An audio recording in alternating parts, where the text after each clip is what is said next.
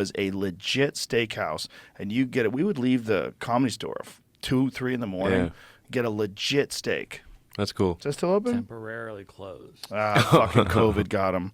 And COVID just took out so many restaurants. It's crazy. It's not coming back. Their website seems to be down too. So. Yeah, they're not coming back. Motherfucker. COVID got 70% of the restaurants in LA at one point. Wow.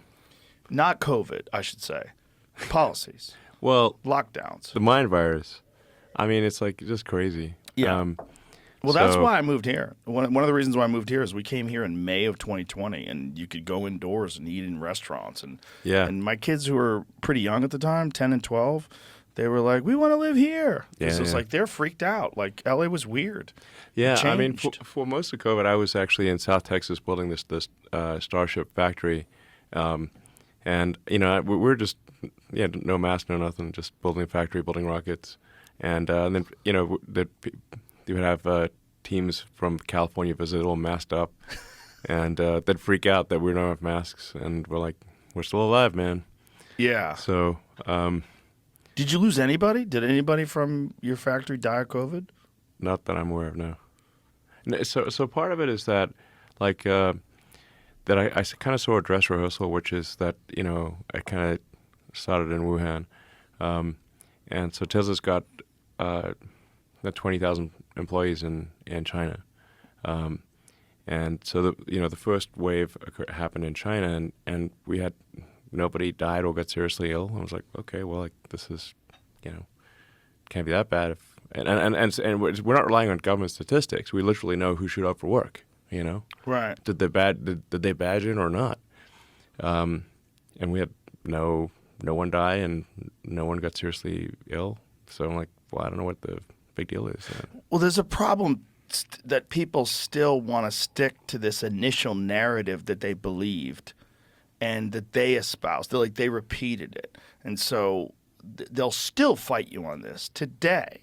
People still fight you today on the merits of the lockdowns, the importance of vaccine mandates, closing schools. There's people that stated an opinion in 2020, and they still are doing mental gymnastics to try to make it seem like that was the right choice. No, it was just a panic.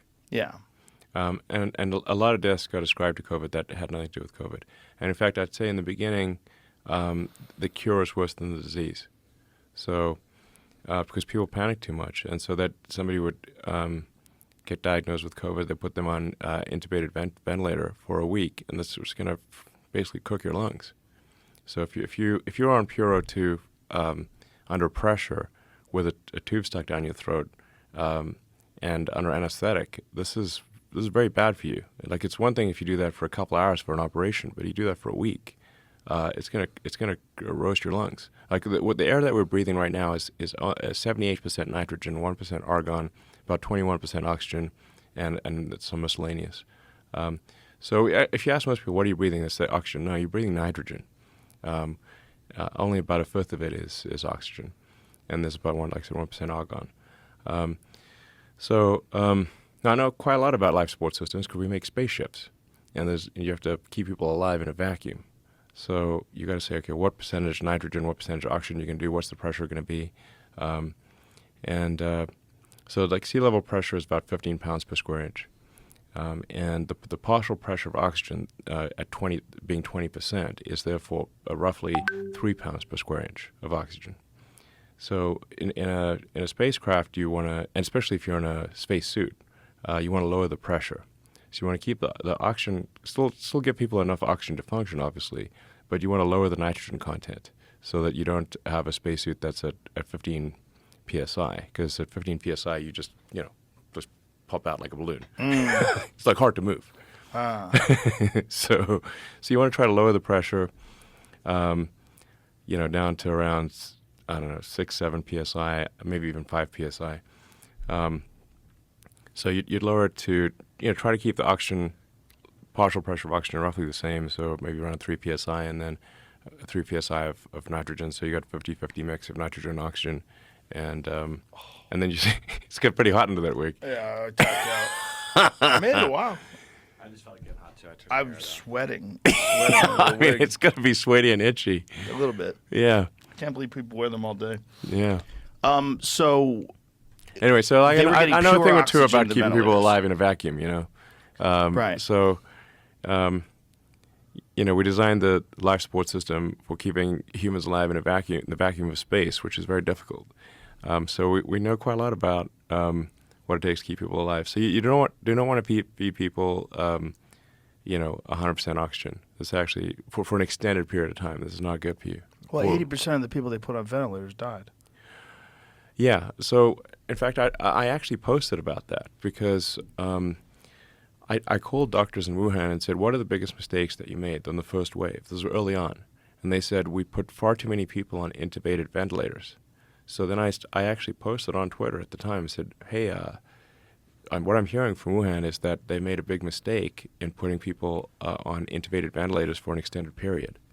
And that this is actually what is damaging the lungs, not COVID. It's the treatment. The cure is worse than the disease.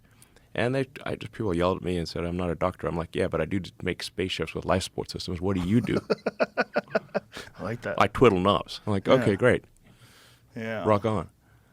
Well, again, there was this very bizarre narrative that you had to believe everything that the government was telling you. You had to believe everything the CDC was telling you, and that even as time went on, and we realized, hey, it looks like this came from a fucking lab. Like even as time went on, disputing that would get you banned. It would get you kicked off of YouTube.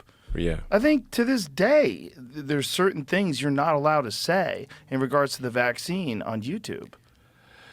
As I said, the only media that is not does not have crazy censorship at this point is X Yeah. that I'm aware of.